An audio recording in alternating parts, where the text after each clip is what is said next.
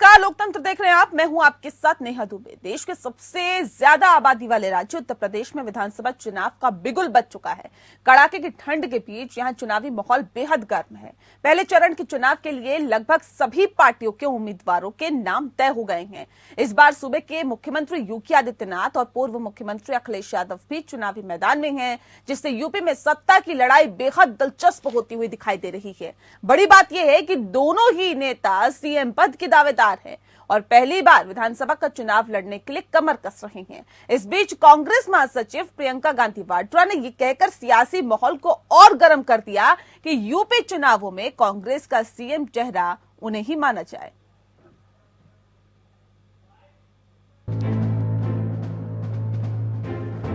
मौका था उत्तर प्रदेश के लिए कांग्रेस के घोषणा पत्र जारी करने का। इस दौरान दिल्ली में राहुल गांधी और प्रियंका गांधी दोनों मौजूद थे। कांग्रेस महासचिव प्रियंका गांधी ने यूपी में सरकार बनने पर 20 लाख युवाओं को सरकारी नौकरी देने का वादा किया, तो साथ ही संकेतों में ये भी बता दिया कि यूपी में कांग्रेस का सीएम चेहरा प्रियंका ही होंगी। मीडिया ने जब सवाल किया तो प्रियंका ने पूछा, आपको किसी और का चेहरा दिख रहा है यूपी में कांग्रेस पार्टी की तरफ से? ये पूछे जाने पर कि क्या आप होंगी चेहरा, कांग्रेस नेता ने कहा, दिख तो रहा है ना हर तरफ मेरा चेहरा। आपको किसी और का चेहरा दिख रहा है जी यूपी में कांग्रेस पार्टी की तरफ से? जी, तो फिर तो आप ही चेहरा है मतलब? अब दिख तो रहा है ना सब जगह मेरा चेहरा जी। हालांकि प्रियंका अच्छी तरह जानती हैं कि देश के सबसे बड़े राज्य में कांग्रेस का अपने दम पर सरकार बनाना असंभव सा है। ऐसे में प्रियंका ने ये भी साफ किया है कि अगर चुनाव के बाद जरूरत पड़ी तो उनकी पार्टी गठबंधन सरकार में शामिल हो सकती है। उन्होंने कहा कि अगर कांग्रेस गठबंधन सरकार में शामिल होती है तो युवाओं और महिलाओं को लेकर दिए अपने एजेंडे को पूरा कराएंगी। उनकी बात से साफ है कि चुनाव के बाद वो सपा और आरएलडी के गठबंधन को बहुमत न मिलने की स्थिति में उनके साथ जा सकती हैं। अगर प्रियंका गांधी ने खुद को यूपी में कांग्रेस का सीएम चेहरा बताया है तो सीएम पद के दो और दावेदार योगी आदित्यनाथ और अखिलेश यादव चुनावी समर में कूद पड़े हैं। अखिलेश यादव ने काफी सोच विचार के बाद विधानसभा चुनाव लड़ने का फैसला किया है। उन्होंने पहले कहा था कि वो चुनाव नहीं लड़ेंगे और राज्य की हर सीट पर ध्यान देना पसंद करेंगे। अखिलेश यादव पूर्वी उत्तर प्रदेश के आजमगढ़ से लोकसभा सांसद हैं और उन्होंने कभी विधानसभा चुनाव नहीं लड़ा। अखिलेश मैनपुरी की करहल सीट से किस्मत आजमाएंगे। करहल समाजवादी पार्टी का गढ़ है और यादव बहुल्य ये सीट अखिलेश के लिए बेहद सुरक्षित मानी जा रही है। करहल विधानसभा सैफई के करीब है। यहाँ मुलायम सिंह के परिवार का काफी प्रभाव है। इस सीट पर 2007 से समाजवादी पार्टी का कब्जा है। पिछले 3 बार से यहाँ से समाजवादी पार्टी के सोबरन यादव विधायक हैं। 2017 के चुनाव में मोदी योगी की लहर के बावजूद करहल सीट पर समाजवादी पार्टी को लगभग आधे वोट यानी कुल पोल वोट का 49.81% वोट मिला, जबकि बीजेपी के खाते में सिर्फ 31.45% वोट गए थे और बीएसपी ने 14.18% वोट ही हासिल किए थे। साल 1957 से अब तक के चुनावी इतिहास की बात करें तो करहल की सीट भगवाधारियों को कभी रास नहीं आई है। यहाँ सिर्फ एक बार 2002 में ही बीजेपी को जीत नसीब हुई है। करहल सीट पर तीसरे चरण में मतदान होगा, जबकि सीएम योगी की सीट पर छठे चरण में होना है। अखिलेश तीसरे चरण में फ्री होकर पूर्वांचल में ताकत झोंकेंगे। दूसरी बड़ी वजह यह है कि अगर सेफ सीट ना होती तो प्रचार के लिए वक्त देना पड़ता। ऐसे में अपनी सीट के कारण दूसरे इलाकों की अनदेखी हो सकती थी। अखिलेश की सीट का ऐलान होते ही बीजेपी ठीक वैसे ही हमलावर हो गई जैसे योगी आदित्यनाथ के गोरखपुर सीट से लड़ने के बाद अखिलेश थे। डिप्टी सीएम केशव प्रसाद मौर्य ने ट्वीट किया, मैनपुरी जनपद में करहल सहित सभी सीटों पर 2022 में खिलेगा कमल का फूल, लगेगा जीत का चौका। अखिलेश यादव ने विकास किया होता तो किसी शहरी सीट से लड़ते चुनाव, सुरक्षित सीट तलाशने के लिए गए मैनपुरी। सत्ता पक्ष भले ही अखिलेश पर दबाव में चुनाव लड़ने का तंज कसे, लेकिन सपा अध्यक्ष के मैदान पर उतरने से यूपी के चुनाव में कई और समीकरण भी तैयार होंगे, जो 10 मार्च के नतीजों को प्रभावित करने वाले होंगे। अखिलेश को लग रहा है कि चुनाव में सपा बीजेपी को सीधी टक्कर दे रही है, इसलिए सीधे रण में उतरकर अखिलेश गैर बीजेपी वोट का बंटवारा रोकने की कोशिश कर रहे हैं। अखिलेश के खुद मैदान में उतरने से पार्टी का मनोबल भी ऊपर जाएगा। उधर गोरखपुर की सदर विधानसभा सीट से मुख्यमंत्री योगी आदित्यनाथ के चुनाव मैदान में उतरने के भी सियासी मायने बहुत गहरे हैं। बीजेपी इस क्षेत्र में प्रभावशाली गोरखपुर मठ के प्रमुख पुजारी राजनेता को मैदान में उतारकर भले लाभ की उम्मीद कर रही है। बीजेपी हाईकमान योगी का चुनाव मैदान में उतारकर पूर्वी उत्तर प्रदेश की 133 विधानसभा सीटों पर सीधा योगी का प्रभाव देखना चाहता है। साथ ही योगी को विधानसभा चुनाव मैदान में उतारकर बिना कहे प्रदेश की जनता को ये संदेश देने की कोशिश की गई है कि बीजेपी के पूर्ण बहुमत पाने पर मुख्यमंत्री योगी ही बनेंगे। फिलहाल उत्तर प्रदेश के सियासी समर में ऊंट किस करवट बैठता है, इस बात का फैसला तो 10 मार्च को होगा, लेकिन कड़ाके की ठंड के बीच प्रदेश का सियासी माहौल बेहद गर्म है और जनता हर सियासी गतिविधि पर संजीदा निगाह रखे हुए है। Bureau report, APN। तो लोकतंत्र में दरअसल आज उत्तर प्रदेश की सियासत की बात होगी और सियासत में और ज्यादा गर्माहट तब आ गई जब प्रियंका गांधी ने इशारों में कह दिया कि और कोई दिख रहा है क्या, सीएम का और दावेदार कौन होगा। इस विषय पे आज हम तफसील से चर्चा करेंगे और जानेंगे कि आखिर अखिलेश यादव ने क्यों किया चुनाव लड़ने का ऐलान और आखिर क्यों करहल सीट ही चुने। विषय पे तफसील से चर्चा करने के लिए हमारे साथ खास मेहमान मौजूद हैं, उनसे आपका परिचय करा देते हैं। इस वक्त हमारे साथ डॉक्टर विजय खैरा जी हैं, स्पोक पर्सन है बीजेपी के। डॉक्टर अजय उपाध्याय जी इस वक्त हमारे साथ जुड़ गए हैं, स्पोक पर्सन है कांग्रेस के। ज़ेबा यास्मीन जी हमारे साथ जुड़े हुए हैं, स्पोक पर्सन है सपा की। और राहुल लाल जी पॉलिटिकल एनालिस्ट है। आप सभी का बहुत स्वागत है। डॉक्टर अजय उपाध्याय जी, सबसे पहला सवाल सर, इस खास कार्यक्रम की शुरुआत आपके साथ ही कर लेते हैं, क्योंकि प्रियंका गांधी का चेहरा ये कहा जाता है कि इंदिरा गांधी से मेल खाता है, उनसे उम्मीदें भी बहुत है। तो क्या उत्तर प्रदेश की बंजर जमीन पर वोटों की उगाई हो पाएगी क्या?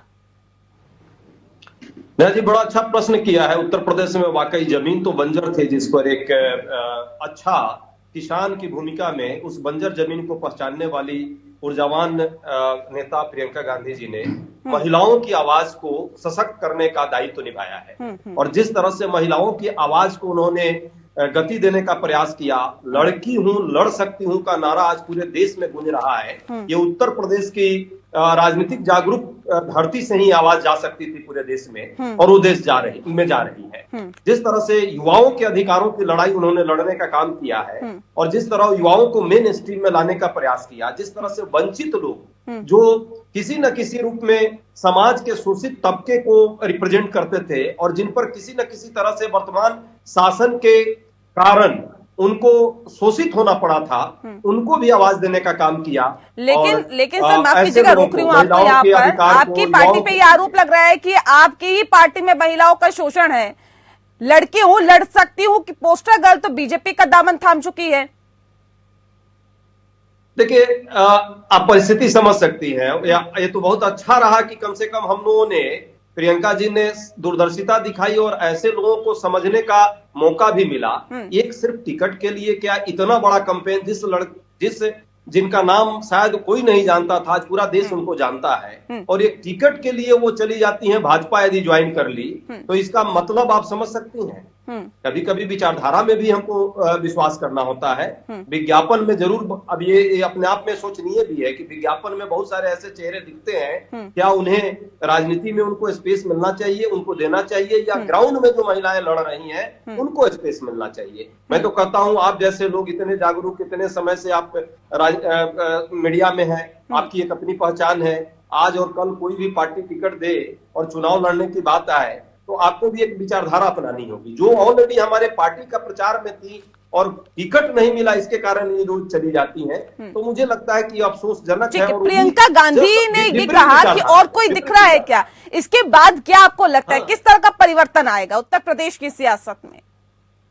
देखिए, यूपी में इस सच्चाई को तो हम लोग स्वीकारते हैं कि एक जबरदस्त राजनीतिक तौर पे जागरूक प्रदेश है और वहां पे पॉलिटिक्स ऑफ पोलराइजेशन सर्वाधिक रहा है। लेकिन इस बात को भी आपको स्वीकारना होगा और आपके दर्शक इस बात को भली भांति समझने लगे हैं कि जिस तरह से कांग्रेस ने वहां एक नए डायमेंशन के साथ माई इक्वेशन, माई का मतलब जातीय इक्वेशन नहीं, मुस्लिम और यादव का इक्वेशन नहीं, मंदिर और मस्जिद का इक्वेशन नहीं, उन्होंने युवा और महिलाओं का इक्वेशन बनाने का प्रयास किया और उनकी सकारात्मक पैमाने पर खड़ा करके एक राजनीति की, एक वैकल्पिक राजनीति की एक दिशा तय की है। ये दिशा पूरे देश में दिखेगी। भविष्य में आने वाले समय में भारत के देखिएगा तस्वीर और तकदीर को बदलने में एक नई राजनीतिक संस्कृति का जन्म होगा, जो प्रियंका गांधी को क्रेडिट मिलेगा पूरे जीवन। ठीक है खैरा साहब, अब सवाल इस बात को लेकर जिस बात का जिक्र अभी अजय जी ने किया, उन्होंने कहा कि एक नया समीकरण लिखा है प्रियंका गांधी वाड्रा ने और एक आरोप भी लगाया है बीजेपी सरकार पर। जो समीकरण है वो युवा प्लस महिलाओं का है, इनको रोजगार दिया जाएगा, 20 लाख रोजगार का वायदा भी किया है घोषणा पत्र में, और ये कहा है कि मौजूदा सरकार रोजगार देने में असफल साबित हुई है, हमारी सरकार आएगी तो हम युवाओं और महिलाओं को रोजगार देंगे। रोजगार की बात इसलिए बार बार ये लोग कर रहे हैं क्योंकि अभी रोजगार के उनके हिसाब से उतने चांसेस नहीं मिले जितने मिलना चाहिए थे, ऐसा उनका बार बार कहना है।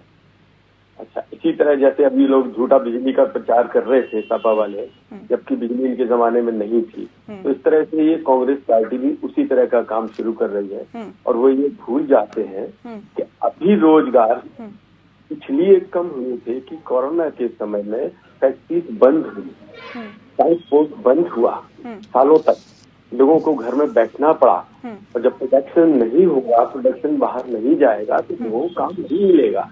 लेकिन इसको तुरंत रिकवर करने के लिए जो उत्तर प्रदेश ने किया है वो तो विश्व के इतिहास में है। पूरी की पूरी 4 लाख से अधिक वैकेंसीज भरी, जो 5 साल में सापा कभी नहीं भर सकी थी, ख्वाब में भी नहीं। दूसरी बात, कम से कम नहीं तो 20-25 लाख लोगों को निजी क्षेत्र में तुरंत जॉब मिला है। सर, जो CMI की रिपोर्ट जो सर सामने आई है वो तो कुछ और ही आंकड़े बखान कर रही है। वो तो कह रही है कि तकरीबन 5 करोड़ से ज्यादा जो युवा है वो बेरोजगार है, महिलाएं बेरोजगार है, जो कि दर दर ढूंढ रही है रोजगार को कि आके उन्हें रोजगार कैसे मिलेगा, मिल जाए, लेकिन उसके बावजूद भी उन्हें रोजगार नहीं मिल रहा। सरकार तो बड़े बड़े दावे कर रही है। सर नेहा जी, क्या रिपोर्ट बता रही हैं? CMI की रिपोर्ट कह रही है कि तकरीबन 5 करोड़ से ज्यादा युवा इस वक्त बेरोजगार है, जो कि नौकरी की तलाश कर रहे हैं। अगर आप रोजगार को सिर्फ सरकारी नौकरी देखते हैं तो नहीं कह सकते हैं। दूसरी बात, इस समय बेरोजगारी से पूरा विश्व जूझ रहा है, पूरा विश्व। अमेरिका में इससे ज्यादा है अनएम्प्लॉयमेंट, इंग्लैंड, स्पेन, सब जगह है, पूरी दुनिया में है, और इसका कारण मुख्य कोरोना है। वरना जो 20 लाख आवास बना के देना, क्या रोजगार नहीं मिलता इससे? 30,000 किलोमीटर से अधिक राष्ट्रीय राजमार्ग बना देना के लिए उत्तर प्रदेश में, तो क्या इससे रोजगार नहीं मिलता है? जेवा जी, ठीक है सर, ठीक है जेवा जी, क्यों आप लोगों को ऐसा लगता है रोजगार नहीं है? अजय जी भी यही कह रहे रोजगार नहीं है। Congress party, SP, Samajwadi party लगातार इस बात को उठाती है कि जी रोजगार नहीं है राज्य में। अभी खैरा साहब कह रहे हैं कि कोरोना की वजह से ये बेरोजगारी हुई, हमारी वजह से थोड़ी ना।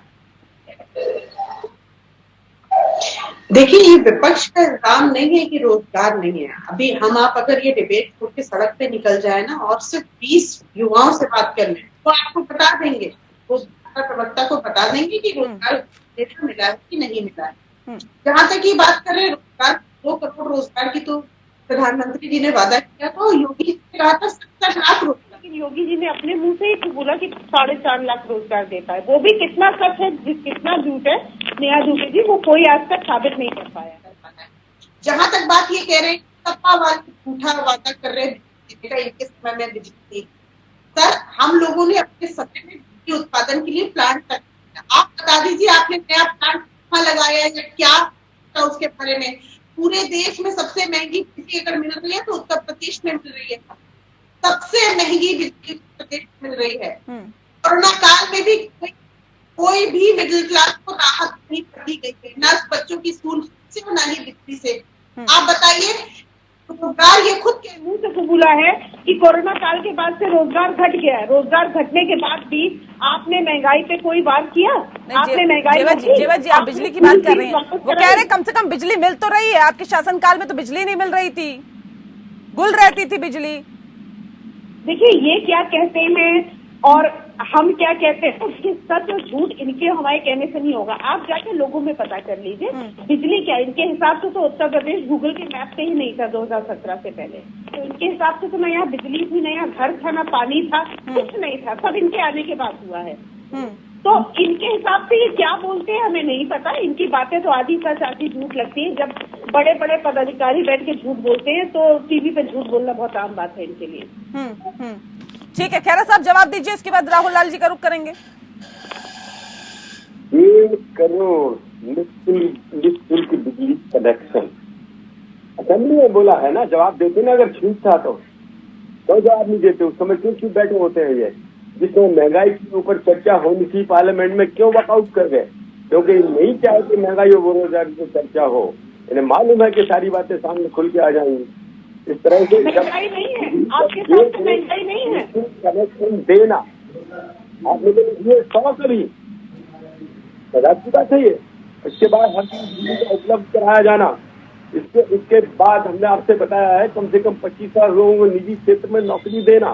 फिर उसके बाद बिना किसी गारंटी के इंटरप्रीनियर। सर आप इतना बेहतर काम बता रहे हैं खैरा साहब, क्यों विपक्ष को नजर नहीं आ रहा? डॉक्टर अजय उपाध्याय जी, आप लोगों को क्यों नजर नहीं आता कि रोजगार लोगों को मिल गया, लोगों को नौकरियां मिल गई, युवा फिलहाल नौकरी कर रहे हैं, ठेला लगाने का काम नहीं कर रहे हैं, क्यों आप लोगों को नहीं दिखता है? सर खेरा साहब की बात को सुनकर तो सच में लग रहा है कि ये भी टेलीप्रॉम्प्टर से ही बोल रहे हैं, प्रधानमंत्री जी की तरह। इनको भी कोई लिख के भेज दिया है सामने और वही बोलने की आदत हो गई है। जिस तरह प्रधानमंत्री जी को लिख के भेज दिया जाता है, समस्या कुछ है और बातें कुछ है, सरकार में रह करके सरकार परिवार जी के सत्यवादी हैं। आप ही खाली सत्य बोल। मैं सुना नहीं है खेरा साहब, मैं आपकी बात को सुना हूं, पहले उसका जवाब देता हूं, फिर दूसरे प्रश्न का भी उत्तर दूंगा। जवाब का सवाल नहीं है। आप अगर व्यक्तिगत कटाक्ष करेंगे, आप ज्यादा झूठा तो मैंने देखा ही नहीं। आप पर नहीं कर रहा हूं मैं, आप पे नहीं। प्रधानमंत्री जी पर राजनीतिक कटाक्ष जितना चलता है इतना करना चाहिए, इतना आपको भी सुनना चाहिए, सहन करना चाहिए। पूरे देश के साथ जो आपने किया है, क्या आप लोग सहनीय है? इतना छोटा कटाक्ष आप बर्दाश्त नहीं कर रहे हैं। पूरे देश के युवाओं का भविष्य पर बात करने में लगे हुए हैं। रोजगार की बात आप कर रहे हैं। पढ़ लिख के आते हैं, और मैं व्यक्तिगत कटाक्ष कर रहा हूँ। पढ़ लिख कर आते हैं, डॉक्टर विजय खेरा लिखने के बाद कितनी है महंगाई, बेरोजगारी दर यहाँ भारत में? जरा बता दीजिए हमको। बेरोजगारी दर क्या इतनी पूरे 70 साल में आज तक कभी रही? मैं तो वाजपेयी जी की सरकार की बात कर रहा हूँ, भाजपा की सरकार की। उनके सरकार में भी बेरोजगारी दर इतनी रही हो तो आप बता देते, एक बार चर्चा कर लेते। नहीं कर पाएंगे आप, तो तथ्यों पर बात कीजिए। यदि मैं कटाक्ष कर रहा हूँ तो राजनीतिक कटाक्ष है, आपके व्यक्तिगत बच्चों को और आपके परिवार। ठीक है सर, बेरोजगारी दर आज इतने नहीं, इससे पहले भी अगर हम देखें तो बेरोजगारी दर बहुत कम नहीं थी। ठीक है, राहुल लाल जी कुछ कहना चाहते हैं, उनका रुख कर लेते हैं, उसके बाद फिर मैं आती हूँ। सर राहुल लाल जी जल्दी से रखिए अपनी बात। नेहा जी, मैंने तीनों को बड़ा ध्यान से सुना। देखिए, एक तो अभी उत्तर प्रदेश की राजनीति में मैं कुछ सकारात्मकता तो पॉजिटिव तथ्य देख रहा हूँ। सबसे ज्यादा हमें खुशी हो रही है कि एक तरह से चाहे वो योगी आदित्यनाथ है, वो खुद विधानसभा चुनाव लड़ रहे हैं। टक्कर कितनी जोरदार है, Akhilesh versus Yogi Adityanath versus Priyanka Gandhi versus Mayawati. देखिए, मैं वही कह रहा हूँ कि देखिए कम से कम 2 लोग तो सीधे सीधे चुनावी मैदान में है, क्योंकि लंबे पीरियड बाद है। मायावती जी ने तो देखिए स्पष्ट रूप से कह दिया कि वो MLC बनकर जो है कि मुख्यमंत्री बनने की तरफ अग्रसर होंगी। तो ये कम से कम 2 बड़ी पार्टियों के घोषित जो चेहरे हैं वो चुनाव मैदान में उतर रहे हैं। अब मैं आता हूँ जरा आज के प्रमुख मुद्दे के ऊपर। देखिए, अभी यहाँ पे खैरा जी अभी कह रहे थे कि भाई कोरोना काल के कारण जो है कि देश में बेरोजगारी जो है कि इसमें ज्यादा है, लेकिन मैं खैरा जी का ध्यान आकर्षित कराऊंगा केंद्र सरकार के आंकड़ों के ऊपर ही कि कोरोना काल से पहले यानी कि 2019 में ही बेरोजगारी के आंकड़े 45% के रिकॉर्ड तोड़ चुकी थी। और हम लोग के अर्थव्यवस्था का ग्रोथ रेट खैरा साहब आपसी के कार्यकाल में यानी कि 2016-17 के फर्स्ट तिमाही में 9.2% का ग्रोथ रेट था, जो कि इस तरह से मार्च 2020 वाला जो तिमाही था आखिरी उस समय गिरते हुए वो 3.2% पे आ चुका था। तो कोरोना काल के पहले ही हमारी अर्थव्यवस्था भी बड़े ध्वस्त वाले हालत में थी। तो ऐसा स्थिति में अभी भारत में बेरोजगारी की संकट है, इससे कोई इनकार नहीं कर सकता। हम लोग उत्तर प्रदेश के बारे में भी जो नेहा जी आप कह रही थी CNI के आंकड़ों को लेकर कि वर्क फोर्स देखिए उत्तर प्रदेश में 38.5% था वर्क फोर्स 2016-17 में, जो कि अभी घटते जो कि 32% पे आ चुका है। तो यह चुनौतीपूर्ण स्थिति है और तमाम राज्यों को यही वजह सर की विपक्ष के लिए बहुत बड़ा मुद्दा है। देखिए, ना किसी की कोई मजबूरी है और ना ही कोई ऐसा दबाव बना सकता है। माननीय राष्ट्रीय अध्यक्ष जी ने हर खुले मन से यही कहा कि पार्टी जो फैसला लेगी, तो पार्टी की जो बैठक हुई उसमें जो फैसला हुआ कि वो विधानसभा का चुनाव लड़ेंगे, और बल्कि उन्होंने कहा कि मैं आजमगढ़ से सांसद हूँ तो मैं आजमगढ़ के जनता से डिस्कस करके फैसला लूंगा। तो जो भी फैसला हुआ वो सबके सामने है कि वो चुनाव लड़ेंगे और से हम लोगों। लेकिन अभी तक तो वो इनकार करते हुए आ रहे थे, कह रहे थे मेरे लिए बहुत सारी सीटें बहुत महत्वपूर्ण है, मैं एक सीट पे आके नहीं टिकना चाहता हूँ, मैं एक सीट पे फोकस नहीं करना चाहता हूँ, मेरे लिए पूरा प्रदेश बहुत महत्वपूर्ण है। अब ऐसे में उन्होंने कहा कि मैं चुनाव नहीं लड़ूंगा, लेकिन एकदम से जैसे ही योगी की सीट का ऐलान हुआ उनको भी लगा, एक ज्ञान आया कि उनको भी चुनाव लड़ना चाहिए। इसके पीछे की सर मैम वजह क्या है ये बता दीजिए। देखिए, मैं एक बात को करना चाहूंगी, कभी भी उन्होंने सिरे से इनकार नहीं किया था, हमेशा उन्होंने पार्टी के डिसीजन पे छोड़ा था। लेकिन हाँ, क्योंकि वो अकेले पूरे नेतृत्व कर रहे हैं चुनाव का, तो 403 विधानसभा की जिम्मेदारी उनके ऊपर है, आपको भी पता है। इसलिए वो कहीं ना कहीं अभी तक फैसला नहीं ले पा रहे थे। लेकिन क्योंकि उन्होंने आजमगढ़ की जनता और सबसे डिस्कशन के बाद ही फैसला लिया कि मैं चुनाव लड़ूंगा, और एक इमोशनल टच है उस विधानसभा से। रघुपाल सिंह जी ये आरोप लगा रहे हैं कि यादवों को ज्यादा तवज्जो दी जाती है, इस सीट पर यादवों का ही वर्चस्व और यादवों को ही इस पर टिकट दी जाती है। अखिलेश यादव भी अब करहल से सीट पर विधानसभा चुनाव लड़ने के लिए तैयार हो गए हैं। अब सवाल इस बात को लेकर, जिस बात का जिक्र बार बार बीजेपी करती है, विपक्षी पार्टियां करते हैं कि यादवों MY समीकरण पर ही खेलती है समाजवादी पार्टी, उसी का जिक्र अब समाजवादी पार्टी के नेता कर रहे हैं। देखिए, MY का फुल फॉर्म वैसे भी माननीय राष्ट्रीय अध्यक्ष जी बता चुके हैं। जो MY आप लोग समझते हैं मुस्लिम यादव, MY मतलब महिलाएं युवा वो हमारे साथ है। और जहां तक बात है विधानसभा की, हर विधानसभा में कोई ना कोई ऐसी जाति होती है जो मैक्सिमम या मेजोरिटी है, तो उसके आंकड़े होते हैं, बट वो वैरायटी नहीं है। समाव से पढ़े हैं, वहां से उन्होंने पढ़ना स्टार्ट किया, तो कहीं ना कहीं ये एक रीजन है कि वहां की जनता चाहती थी। काफी विधानसभा से रिक्वेस्ट है, और किसी भी विधानसभा से लड़ते तो यही लगता है माननीय राष्ट्रीय अध्यक्ष जी किसी भी विधानसभा से लड़ते तो उनकी हार कहीं से होती। ठीक है, खैर आप लोग भी लगातार इस तरह के आरोप लगाते आए हैं। अभी जेबा जी कह रही है कि ऐसा नहीं है, और इनकी ही पार्टी के नेता इस तरह के आरोप लगा रहे हैं कि यादवों को ज्यादा तवज्जो दी जाती है बजाय किसी और पार्टी के। ये कहते हैं कि हम तो जी सभी को साथ लेके चलते हैं, लेकिन आप पे यही आरोप लगाते हैं कि ठाकुरों को ज्यादा तवज्जो दी जाती है। अब इनकी पार्टी के नेता कह रहे हैं कि यादवों के अलावा किसी और को टिकट नहीं दी जा रही। वो तो सामने प्रमाणित ही है। पहले तो MY फैक्ट्री प्रमाणित बता देता हूँ, कहाँ से जीते थे। रामपुर से लोकसभा जीते थे, मुरादाबाद से जीते थे, आजमगढ़ से जीते थे और मैनपुरी से जीते थे। जहाँ यादव हैं वहीं पहुंच जाएंगे चुनाव लड़ने के लिए, इसमें कोई शक की बात नहीं। और फिर ढूंढ ढाड़ के जहाँ के तहाँ, मैंने तो पहले इसी टीवी पे भी बोला था और परसों भी मैंने ट्वीट भी किया था, मैंने लिखा था कुछ भी कर लीजिए, ये यादव सीट पर घूम फिर के इटावा मैनपुरी बेल्ट में पहुंच जाएंगे। पहुंच गए वहीं के वहीं। नहीं तो ये तो आरोप अखिलेश यादव भी लगा रहे हैं कि CM योगी आदित्यनाथ गोरखपुर पहुंच गए, उनको वहीं पे रहना चाहिए, सही अपने घर पहुंच गए, बीजेपी ने सही जगह बिठा दिया। जिस दिन से वो राजनीति में है उसी क्षेत्र से चुने जा रहे हैं। वो ठाकुर बेल्ट नहीं है, उसमें मुस्लिम समुदाय का बहुत ज्यादा बाहुल्य है जहाँ से वो चुनाव लड़ते हैं। और अभी लड़ रहे हैं वहाँ भी मुसलमान बहुत ज्यादा है, 20-25% के करीब। लेकिन वो नहीं डरते इस चीज से, वहीं के 5 बार सांसद जीत के आए हैं। मैं इनकी बात कर रहा हूँ। जब सांसद लड़ना होता है तो MY बेल्ट ढूंढ के अपने आप पहुंच जाते हैं। क्यों वहीं पहुंचते हैं ये?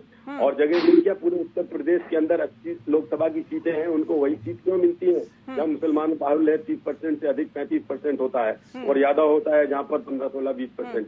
वही सीट। उसी तरह वापस अभी क्या था, चचा का डर था इसलिए विधानसभा, अब तो डर निकल गया तो वापस वहीं पहुंच गए। कहीं ऐसा ना हो चाचा किसी को वहां से लड़ा दें, तो अपने आप अपने घर पर वहीं पर पहुंच गए चुनाव लड़ने के लिए। ठीक है जेबा जी, क्या यही वजह है क्या 2007 से मैम यहाँ पर समाजवादी पार्टी जीतती हुई आ रही है और जब मोदी योगी का फैक्टर चला 2017 में, तब भी सीट नहीं निकाल पाए बीजेपी के नेता।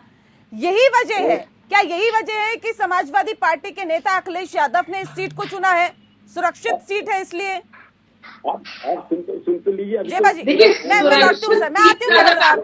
कोई खानदान में आरोप लगाएंगे, कोई बचा है MLC या ब्लॉक प्रमुख नहीं, एक आदमी बता देना पूरे खानदान में 45 आदमियों में से एक बता देना। Only one you tell me this man in his family cousin या उनका भांजा या उनका भतीजा जो MLA MLC न हो, और बच्चे कुचे उसी जाति के लोग ढूंढ ढूंढ के सब जगह ब्लॉक प्रमुख हैं। सर जो नहीं थे वो तो आपने अपनी पार्टी में ले लिया ना। ले तो लिया सर अपनी पार्टी में आपने। खैरा साहब बहुत यादव लिए हुए हैं हमारे परिवार हमारे यहाँ यादव, हमारे यहाँ उत्तर प्रदेश के इंचार्ज रह चुके सब। हमारे यहाँ तो फर्क है ही नहीं, तो फर्क जातिवाद का इनका है। सर जो MLA MLC MP है वो उनकी पार्टी में है, बाकी आपकी पार्टी में आ गए हैं। अभी जयबा जी को बोलने दीजिए, उसके बाद मैं आती हूँ आपके पास। रखिए, देखिए इतने 5 मिनट में इलाहाबाद जाती और इन्होंने बात नहीं की। विकास और से लेना देना नहीं है। नहीं, क्या डर था क्या? इसलिए कोई और पार्टी नहीं चुनी, कोई और सीट नहीं चुनी? देखिए कोई भी सीट सुनते हैं नया बहाना ढूंढ लेते हैं आरोप लगाने का, तो आरोप का खेल चलता है। तो आपने भी तो आरोप लगाया कि गोरखपुर में जाके फिर घुस गए वहीं पे, उसी बिल में चले गए। आरोप क्यों लगाया? आरोप इसलिए लगाया क्योंकि इन्होंने इंटरनल सर्वे कराया तमाम रिपोर्ट से। जो लोकप्रिय यही विधानसभा सीट थी जहाँ करते गए राधा मोहन जी की सबसे लोकप्रिय सीट थी, 7 बार से विधायक के सबसे श्रेष्ठ सीट थी, और इन्होंने जो की है तो ये भी सबसे शुभकामनाएं वो लड़े होते। लेकिन हम ऐसा कोई आरोप जाति, ये तो सेफ सीट की बात की थी, लेकिन ये जाति से बाहर आई नहीं बात है। जाति के आरोप तो अभी आप गाँव जाइए, सामने जाइए, आपको गाँव की जवाब जेबा जी, इसलिए ये सवाल दरअसल इसलिए उठ रहे हैं कि बीजेपी आरोप लगा रही है, इसलिए नहीं, आपकी पार्टी के नेता आप पे आरोप लगा रहे हैं, इसलिए ये सवाल उठ रहे हैं। डॉक्टर अजय उपाध्याय जी, दोनों ही पार्टी के बड़े नेता और CM पद के दावेदार चुनावी मैदान में हैं। प्रियंका गांधी भी चुनाव लड़ेंगी क्या? उत्तर प्रदेश की राजनीति में मुझे लगता है दोनों ही या तीनों ही पार्टियों के जो राष्ट्रीय प्रभारी, राज्य के प्रभारी हैं, शायद वो चुनाव नहीं लड़ रहे हैं। बसपा के, सपा के या भाजपा के भी जो राष्ट्रीय प्रभारी होते हैं वो राज्य के चुनाव में ज्यादातर हिस्सेदारी उनकी नहीं होती है। प्रदेश अध्यक्ष हमारे हैं, CLP नेता हमारे हैं, उसी तरह इनके भी जो मुख्यमंत्री हैं CLP नेता हैं, सब लड़ रहे हैं चुनाव, हमारे भी लड़ रहे हैं। तो इसलिए ये कोई प्रश्न नहीं है। जहां तक प्रश्न है ये जो चुनाव हो रहा है उस चुनाव में लड़ने वाले कैसे कैसे लोग हैं, किसको लड़वा रहे हैं, कितने क्रिमिनल को लड़वा रहे हैं, कितने बलात्कारी को लड़वा रहे हैं, कितने अपराधी को लड़वा रहे हैं, ये प्रश्न है। या कितने आप स्वच्छ छवि के ईमानदार व्यक्तियों को लड़वा रहे हैं, कितने युवा को लड़वा रहे हैं, कितने महिलाओं को अपने हिस्सेदारी देने का काम किया है, ये प्रश्न है। मुद्दे क्या हैं? मुद्दे सकारात्मक विकास के मुद्दे हैं, रोजगार देने के मुद्दे हैं। जैसे आज हमने युवाओं को रोजगार के लिए घोषणा पत्र हमने जारी किया, सिर्फ युवा रोजगार के नाम पर घोषणा पत्र है, और घोषणा पत्र यथार्थ के धरातल पर है कि कैसे हम 20 लाख नौकरी देंगे। 2 करोड़ वाला जुमला नहीं, जो जुमला प्रधानमंत्री ने दिया और हर बार दे देकर छोड़ते हैं और छोड़ के भूल जाते हैं। एक बार आएंगे, जब आएंगे कोई एक नया जुमला छोड़ देते हैं, तो छोड़ने वाली जुमला नहीं है हमारा, उसके लिए यथार्थ है, उसका रोड मैप है। और रोड मैप हमने आज हमारे नेताओं ने सीरियसली युवाओं से, प्रदेश के लोगों से बात करके दी है कि क्या ये सच्चाई है और उस सच्चाई में हम क्या दे सकते हैं। इसी तरह महिलाओं को जो जिम्मेवारी हमने देने का काम किया है, इसके दूरगामी परिणाम दिखेंगे उत्तर प्रदेश की राजनीति में और देश की राजनीति में। महिलाओं की भागीदारी हमने कभी 33% देने का काम पंचायती राज में किया, नगर पंचायत में किया, आज उसके बहुत सारे चीजें दिखती हैं, महिलाएं आगे आई हैं। ठीक है, महिलाओं को आगे बढ़ाया, महिलाओं को आगे बढ़ाने की बात आप कर रहे हैं, लेकिन इस महिलाओं के फैक्टर से और 40% महिलाओं को टिकट देने के साथ ही क्या उत्तर प्रदेश के चुनाव में आगे बढ़ा जा सकता है? सर, कांग्रेस ने एक महिला कार्ड खेला और कहा कि 40% महिलाओं को टिकट दिया जाएगा। इस चुनाव में, उत्तर प्रदेश के चुनाव में महिलाओं की भागीदारी इस घोषणा के साथ ही और चुनाव वितरण टिकट के साथ ही किस तरह से महत्वपूर्णता उनकी बढ़ा दी है कांग्रेस ने, और क्या लगता है कि इस चुनाव में महिलाएं जो एक साइलेंट वोटर के तौर पे काम करती रही है और अपना वोट देती रही है, अब इस चुनाव में अपनी भूमिका भी बहुत अच्छे तरीके से निभाएगी। देखिए, कहीं कहीं जो महिलाओं का मामला है, संवेदनशील मामला है। उत्तर प्रदेश में महिलाएं पहले से जागरूक रही हैं। वोट प्रतिशत के मामलों में पिछले बार देखें तो पिछले कई चुनाव में वो पुरुषों से ऊपर चल रही है, यानी महिला वोट प्रतिशत उत्तर प्रदेश में ज्यादा हो रहा है। तो ऐसे स्थिति में खुद हम लोगों ने देखा कि जब कांग्रेस इस प्रकार के कार्यक्रमों को चला रही थी, तब माननीय प्रधानमंत्री जी को भी पूरा का पूरा महिलाओं को लेकर एक बड़ा सा विशाल सम्मेलन और रैली करते हुए देखा हम लोगों ने, जिसमें महिलाओं को लेकर कई सारी घोषणाएं हुई। तो कहीं न कहीं एक जो कांग्रेस ने अपने मैनिफेस्टो को रखा या जो भी चीजें वो रख रहे हैं, तो वो दूसरे पार्टियों के ऊपर भी उनको करना पड़ रहा है इस रूप में, क्योंकि हमने नहीं देखा था कि कभी भारतीय जनता पार्टी भी चुनाव के पहले इस रूप से महिलाओं के मामले को काफी इतने गंभीरता से उठाते हुए। तो ये एक तरह से चुनावी विवाद में जरूर शामिल हो रहा है। मान लीजिए दूसरा चीज, अभी कल ही जो है कि जो अखिलेश यादव ने जो घोषणा की कि भाई ओल्ड पेंशन स्कीम फिर से चालू होना चाहिए, सरकारी कर्मचारियों की काफी पुरानी बड़ी मांग थी। तो अब दूसरे दलों के ऊपर भी दबाव रहेगा कि वो ओल्ड पेंशन स्कीम या न्यू पेंशन स्कीम के ऊपर क्या चीज करना चाहते हैं। कांग्रेस के प्रवक्ता भी है, भारतीय जनता पार्टी का भी प्रवक्ता है, इन लोगों के ऊपर अब रहेगा।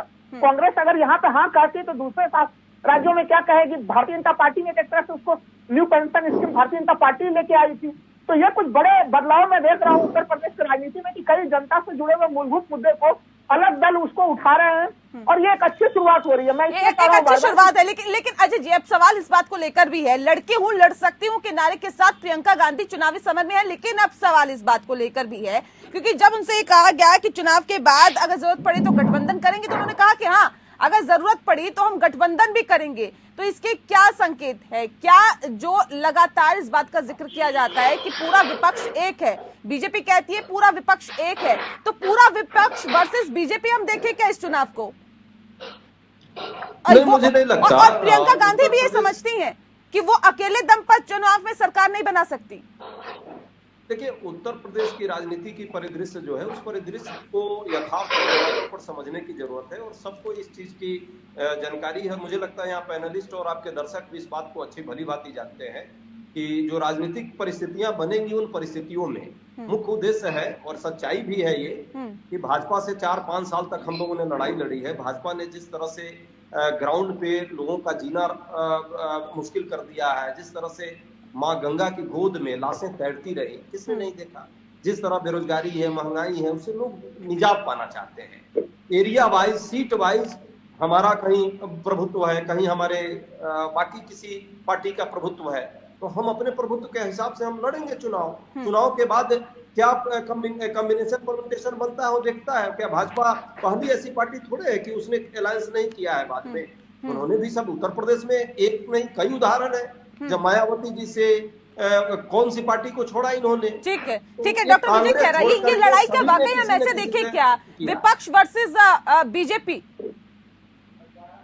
वो तो खैर ही है, सारा विपक्ष की जितनी पार्टियां हैं सब इकट्ठी हो गई एक तरफ, वो तो एक अलग बात है। मेन बात यह है कि आज जो प्रियंका जी ने बोला है कि हम शामिल हो सकते हैं गठबंधन सरकार में, इसका मतलब हम समर्थन देंगे।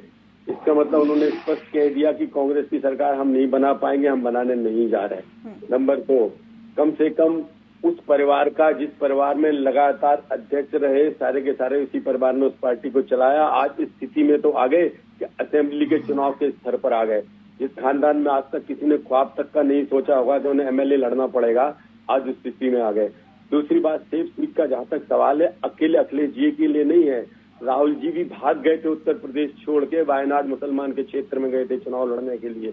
मुसलमान क्या बोल रहे हैं, कौन सी भाषा बोलते हैं? जिसकी वजह से देश में लाइन अरे शर्म कीजिए, डॉक्टरेट हटा दीजिए, लगे हुए हैं। बाकी आपका प्रवक्ता बोलता है तो बोलता है, हमें लग नहीं रहा कि आप पढ़े लिखे व्यक्ति। मुसलमान और हिंदू इससे ऊपर भी उठिएगा जीवन में। पाकिस्तान और हिंदुस्तान के अलावा कुछ, अरे कम से कम कुछ मुद्दों पर बात हो रही है। आगे अपनी ओरिजिनल औकात पे हिंदू और मुसलमान करते हैं, क्या वो देश के नागरिक नहीं है? मुसलमान हिंदू मुसलमान नागरिक नहीं है। आप लोग इससे ऊपर कभी नहीं उठ सकते। देश को तोड़ने वाले देशद्रोही लोग हैं। ठीक, ये आरोप न सिर्फ राहुल गांधी पे बल्कि अखिलेश यादव पे भी अभी लगाए खैरा साहब ने, जेवा जी, कि ऐसी सीट को चुनते हैं जहां पे एमवाई समीकरण होता है। उसी पार्टी के साथ मिलके आपने जय चुनाव लड़ा था और अपना भट्टा बिठा लिया पूरा का पूरा, एक सीट में जीत। शर्म कीजिए डॉक्टरेट शब्द लिखे जय भाजी, आवाज में पा रही है आपको? देश के, समाज के, क्षेत्र के संविधान का भी कद्र कीजिए। ठीक है जय जी, रखिए अपनी बात रखिए। देखिए नेहा जी, पहली बात तो जो ये कह रहे हैं कि मुसलमान सीट पे, अभी यही आरोप इन्होंने माननीय अखिलेश यादव जी पे लगाया कि जहां यादव मुसलमान देखते हैं भाग जाते हैं, यही ये कांग्रेस पे लगा रहे हैं। ये बताइए मुसलमानों की इतनी हीन भावना क्यों है आपके मन? आप सबका साथ सबका विकास में मुसलमानों को अपना नहीं बना, झूठे सबका साथ सबका विकास, मुसलमान अपने दुश्मन क्यों रखते हैं? आपको क्यों इतना कॉन्फिडेंस? आप एक जाति का विकास, एक काम है आपके पास, यही प्रॉब्लम है आप प्रॉब्लम है अपनी जो जाति की प्रॉब्लम आप है। आप हिंदू मुसलमान करेंगे, ये तो मुख्यमंत्री का बयान है कि 80 बनाओ हम चुनाव लड़ेंगे, तो प्रवक्ता महोदय क्या करेंगे? होया गया है इसके अंदर। ठीक है खैरा साहब, ये आरोप लगाए जा रहे हैं कि तुष्टीकरण की राजनीति करते हैं, सांप्रदायिकता भावना को भड़काने की कोशिश करते हैं आप लोग, और इसीलिए हिंदू मुस्लिम करते हैं। किसने बोला था मुस्लिम हमारी बेटियां हैं, हिंदू आपकी नहीं? आप ये बताइए कि सबका साथ सबका विकास और सबका विश्वास कैसे इस नारे को फॉलो कर रहे हैं आप लोग?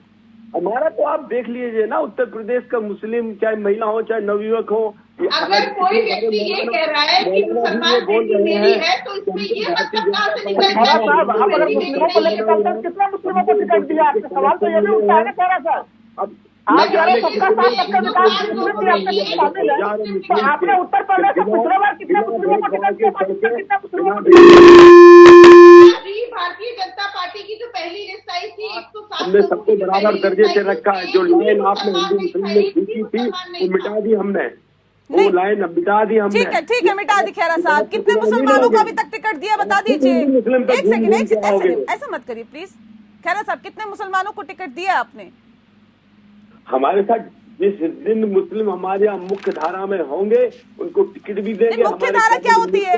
मुख्य धारा क्या होती है सर? इसकी क्या डेफिनेशन होती है सर? वो भी अगर आपको जानना है तो मुख्य धारा भी बता देते हैं। क्या होती है मुख्य धारा की डेफिनेशन दीजिए सर मुझे। नेहा जी, आप हमें पूरा जवाब देने नहीं देती। आप रखिए सर। नहीं, मेरा सीधा सा सवाल सर आपसे है कि सबका साथ सबका विकास सबका विश्वास ये कैसे संभव है अगर इस तरह की सोच होगी तो? भारतीय जनता पार्टी अकेली एक पार्टी है जिसने सबका साथ और सबका विकास प्रमाणित करके दिखा दिया है, और उसी का ये नतीजा है कि आप देखिएगा उत्तर प्रदेश भर में मुस्लिम कम्युनिटी अब भारतीय जनता पार्टी के हक में बोलने लगी है। क्या मुस्लिम हमारे यहाँ कैबिनेट मिनिस्टर नहीं है? क्या प्रवक्ता नहीं है? मुसलमानों को टिकट दिया सर? सवाल जो लाइन इन्होंने खींची है 60 साल में, उस लाइन को बताने में खुद सांप्रदायिक थे, हमको सांप्रदायिक कह के मोहर लगा के, लेकिन अब जनता समझ गई हम सांप्रदायिक नहीं है। अब मुस्लिम हमारे साथ जुड़ा है, अब वो भी आएंगे, वो भी चुनाव लड़ेंगे, उसमें क्या शक है? कैसे मुस्लिम विश्वास करे सर? मैं पूछ रहा हूँ कितने टिकट दिए आपने, बताइए ना। अभी तक जो लिस्ट जारी की है उसमें कौन सा उम्मीदवार मुस्लिम है? कहाँ से उतारा आपने चुनावी मैदान में? आप हमको एक बात खाली बता दीजिएगा। एक बात जो आप कह रही है ना कितना मुस्लिम है, हमारे भारतीय जनता पार्टी पे जो 60 साल तक चिल्ला के सांप्रदायिकता की मोहर ठोकी थी, उस मोहर के कारण, और जो लाइन हिंदू मुस्लिम के जो उत्तर प्रदेश के अंदर मुलायम राज में 6-7 बार दंगे हुए, हर जिले में हुए, और अभी भी दंगा हुआ था, उस दंगे के कारण जो दंगे करवाते हैं, जो लाइन खींची थी, उस लाइन को हम तो पटाने में लगे हैं, और वो भी अब समझ गया असलियत। अब वो साथ में आए हैं, हमारे चुनाव भी लड़ेंगे, पद भी उनको दे रहे हैं, चेयरमैन भी उनको बनाया जा रहा है जगह जगह। ऐसा तो नहीं है, लेकिन जो लाइन खींची आपने, देश को बांटने का जो प्रयास किया है 60 साल में, उसका हिसाब तो करना होगा ना आज हमें। जेवा जी, ये जो जहर घोला है, ठीक है, उनकी एक लाइन अलग है, लेकिन जेवा जी अब सवाल इस बात को लेकर है, गैंगस्टर्स को टिकट मिलेगी, गैंगस्टर्स को टिकट दी जाएगी, तो उसके बाद तो सवाल उठेंगे ना। पहले ही लॉ एंड ऑर्डर को लेकर जनता विश्वास नहीं कर पाती, उसके बाद अगर आप ये कहते हैं कि नहीं जी लॉ एंड ऑर्डर तो हम अच्छा रखेंगे, हमें मौका तो दीजिए, आप तो गैंगस्टर्स को टिकट दे रहे हैं। देखिए मैम, भारतीय जनता पार्टी में जितने झूठे मुकदमे हुए हैं उसकी कोई लिमिट नहीं है। हमारे हर एक कार्यकर्ता, हर एक नेता पे मुकदमे है, और जब तक कोर्ट से वो कैसे क्या कहते मुकदमे, हैं, कैसे साबित ना हो कैसे जाए। फर्जी मुकदमे की बात कर रही हैं आप? देखिए जी, हमारी कैसी बात कर रही हैं? जितने भी लोगों को हमने टिकट दिया है उसकी सूची, उनके क्रिमिनल रिकॉर्ड हमने अपनी पार्टी पेज पे प्रकाशित की है और कोर्ट में वो साबित होगा कि उनके खिलाफ कार्रवाई होगी। आपको मुकदमा चलने 3 साल हो गए कोर्ट में लड़ते लड़ते 100 मुकदमे। आपको पता है किस तरह के आरोप लगे हैं? आपको पता है कैराना से आपने किसको टिकट दिया? राहुल लाल जी, स्पष्ट कर दीजिए जरा। देखिए मैं नाहिद हसन देखिए नेहा जी, देखिए एक चीज तो है कि राजनीति से अपराधीकरण समाप्त होना चाहिए और हमारे जिस तरह से विधानसभा में चाहे संसद में आपराधिक प्रवृत्ति के लोगों की संख्या लगातार एडीआर के रिपोर्ट में हम लोग देख रहे हैं वो संख्या बढ़ रही है, लेकिन एक चीज की सुप्रीम कोर्ट के दर्जनों आदेश हैं जिसमें कि वो कैंसर एडीआर के रिपोर्ट में भी इसकी पुष्टि हो रही है कि लगातार नए नए विधानसभा या जो संसद का निर्माण, जो नई संसद आ रही है उसमें और भी वो संख्या बढ़ती जा रही है। लेकिन इस बीच में मैं एक आदेश की तरफ से सुप्रीम कोर्ट के ऐसे हाल फिलहाल में अगर 4-5 वर्षों में देखेंगे तो न्याय के मंदिर में आपराधिक प्रवृत्ति के लोग ना पहुंचे, इसके लिए केंद्र सरकार को कम से कम दर्जनों बार उन्होंने जो है कि रिक्वेस्ट किया है कि आप एक कठोर कानून बना के लाइए, जनप्रतिनिधित्व अधिनियम में आप संशोधन कीजिए। अब तक जो काम कर रही है वो सुप्रीम कोर्ट ही कर रही है। तो ऐसे में विजय खेरा जी, जिनका की एक तरह से संसद में काफी पर्याप्त बहुमत है, उनको तो इस पूरे मामले में एक अच्छा सा कानून लाके इस मामले का स्थायी समाधान कर देना चाहिए। खेरा साहब जी, ये तो देश आपके तरफ देख रहा है, क्योंकि आप लोग लगातार कहते हैं कि भाई वो आपराधिक प्रवृत्ति के लोगों के खिलाफ है, तो एक अच्छा सा मजबूत कानून बना दीजिए। हमें नहीं लग रहा है कि विपक्ष भी उसका विरोध करेगा। तो यह स्थिति होनी चाहिए, लेकिन होता क्या है कि हर कोई अपने अपने अपराधियों को संरक्षित करने में लगा होता है और उस कारण से हम लोग देख रहे हैं कि ये स्थितियां बदलती नहीं है नेहा जी, पहली चीज। दूसरी चीज की देखिए, अपराधियों को उत्तर प्रदेश सरकार में लगातार दावे किए जा रहे हैं कि उत्तर प्रदेश को अपराध मुक्त किया जा रहा है। तमाम कुछ अपराधियों को लेकर काफी महिमामंडित किया जाता है कि बुलडोजरीकरण हो रहा है यहाँ पे, लेकिन जनता जो सवाल पूछ रही है इस समय, काफी धनंजय सिंह क्रिकेट खेलते हुए लगातार नजर आते हैं, फिर उनके ऊपर कार्रवाई क्यों नहीं होती है? उनके घर पर आखिर बुलडोजर क्यों नहीं? क्या चयनात्मक ढंग से अपराध को समाप्त कर सकते हैं? तो ये सब कई बड़े सवाल जनता के तरफ से इस समय उत्तर प्रदेश में यह भी चीजें उठ रही है, इनको भी हम लोगों को गंभीरता के साथ देखना हो। ठीक है, खेरा साहब जवाब दीजिए राहुल लाल जी की बातों का। जो हार्डकोर क्रिमिनल हैं, गैंगस्टर हैं, माफिया हैं, जमीन पे कब्जा करते हैं, पूरे के पूरे गांव या शहर में उनके बगैर कोई भी कार्य नहीं हो सकता है और पैरेलल सरकार चलाते हैं सरकार की मदद के साथ। तो इससे पहले वाली सरकार ने 5 साल में जिस तरह आपराधिक सरकार समांतर चलाई थी, अभी भी तो क्रिकेट खेल रहे हैं सर।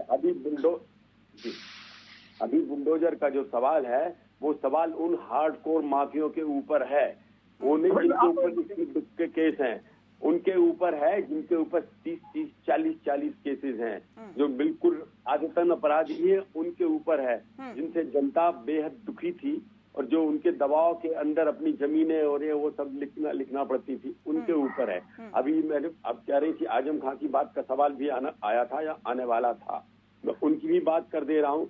2-2 साल हो गए कोर्ट जमानत नहीं देती, क्या वो क्या जमानत क्या हम देते हैं, भारतीय जनता पार्टी देती है? क्यों नहीं देती है? जब सब्सटेंस होता है तो जमानत नहीं मिलती है, जब सब्सटेंस नहीं होता है तो जमानत तुरंत मिलती है। 1 बार में, 2 बार में, 4 बार में 80 केसेस हैं। माना आप कहते हैं 10 जीरो टॉलरेंस की बात करती है योगी सरकार, लेकिन यहाँ तो क्रिकेट खेलते हुए अपराधियों की फोटो वायरल हो जाती है सर।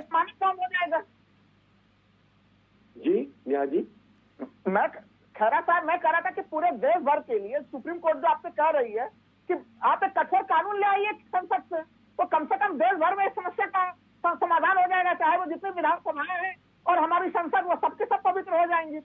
तो ये आपके लिए तो अच्छा मौका है। पूर्ण बहुमत की सरकार भी है आपकी। इस तरह का जिस तरह आप कानून कह रहे हैं, लंबी प्रक्रिया, संविधान में संशोधन, ये तो मिनिमम से मिनिमम है। कल के दिन कोई भी सरकार किसी के ऊपर, अगर जैसे अभी एक बात कह रही थी उसकी बात कर रहा हूं मैं, सपा वाले बोल रही थी कि अगर झूठा केस कोई बना देता है मान लो, तो क्या उसको प्रोहिबिट कर दिया जाए? नहीं। लेकिन जिनके ऊपर क्रिमिनल केसेज हैं और जो सजा आफ्ता हो जाते हैं, वो तो उस पर तो संविधान अभी है ही है, अभी मतलब कानून है ही है। अब सवाल इनका है जो आदतन अपराधी हैं, जिनके ऊपर मुकदमा रजिस्टर्ड करना, ये तो देखिए काफी सब्जेक्टिव मामला हो गया, कौन आदतन अपराधी है कौन आदतन अपराधी नहीं, तो फिर तो सब्जेक्टिव हो गया।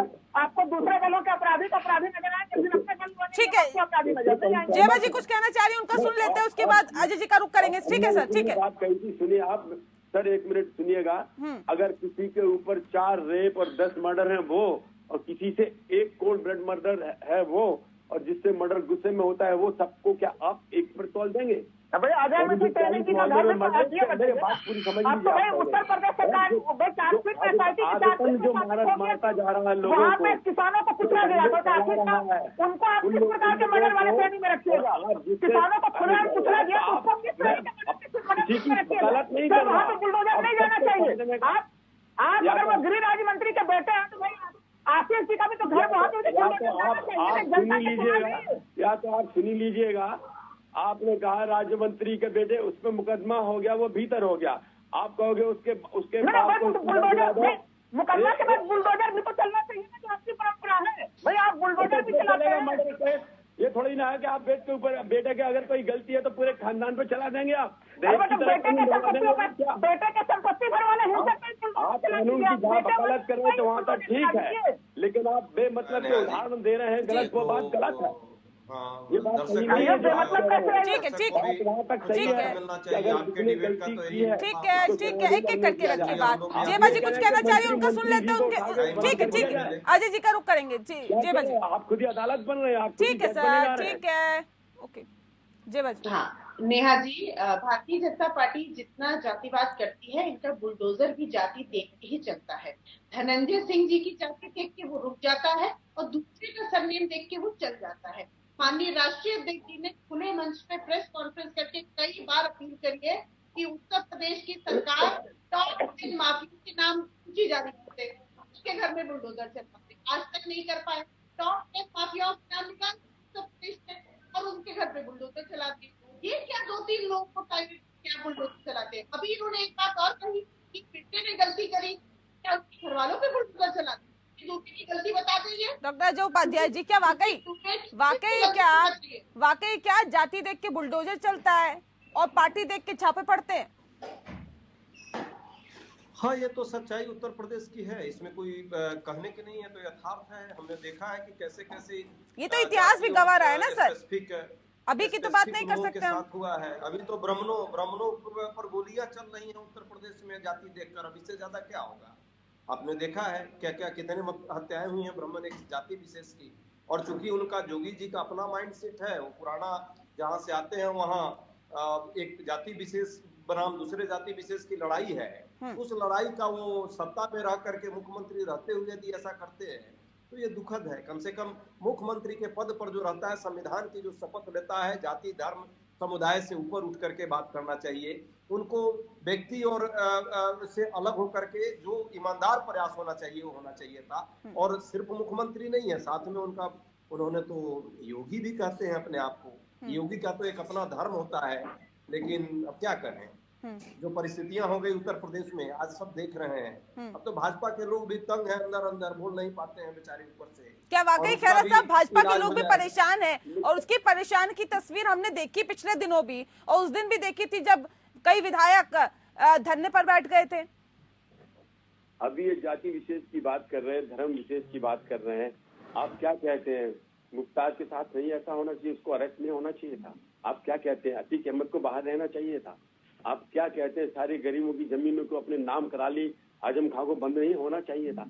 आप क्या कर रहे हैं? आप कांग्रेसी हैं, आप बताइए कितने कांग्रेसियों के ऊपर मुकदमे बन गए, कितने बुलडोजर चल गए? नहीं चले ना। इनके हित में जो आर्गुमेंट है उसको कितने ब्राह्मणों को 700 ब्राह्मणों की हत्या हो गई, इस पर कोई बात नहीं करेंगे। क्या वो हत्या होनी चाहिए थी? चल गए ना। जो ब्राह्मण समाज के हत्या की गई, गोलियां चलाई गई, बंद कर दें और जनता को निर्दोष लोगों के साथ क्या वो होना चाहिए? नहीं होना चाहिए। भारतीय जनता पार्टी में ये नहीं। चलिए सर, मैं कार्यक्रम के आखिरी पड़ाव में, बहुत शुक्रिया सर आप सभी मेहमानों का हमारे साथ इस खास चर्चा में शामिल होने के लिए। तो उत्तर प्रदेश में सियासी पारा लगातार चढ़ता ही जा रहा है, और हाल ही में जो घोषणा पत्र जारी किया प्रियंका गांधी वाड्रा ने, वो भी ये बताता है कि उत्तर प्रदेश में युवाओं और महिलाओं को साधने की तो कोशिश हो रही है। साथ ही साथ अखिलेश यादव ने चुनावी समर में कूदकर इस माहौल को और ज्यादा गर्मा दिया है। प्रियंका गांधी ने ये कह दिया कि और कौन होगा सीएम पद का चेहरा। तो इसके साथ ही साथ अब ये लड़ाई और ज्यादा दिलचस्प होती हुई नजर आ रही है। अब वाकई देखने वाली बात होगी कि 10 मार्च को ऊंट किस करवट बैठता है। लोकतंत्र में इतना ही, नमस्कार।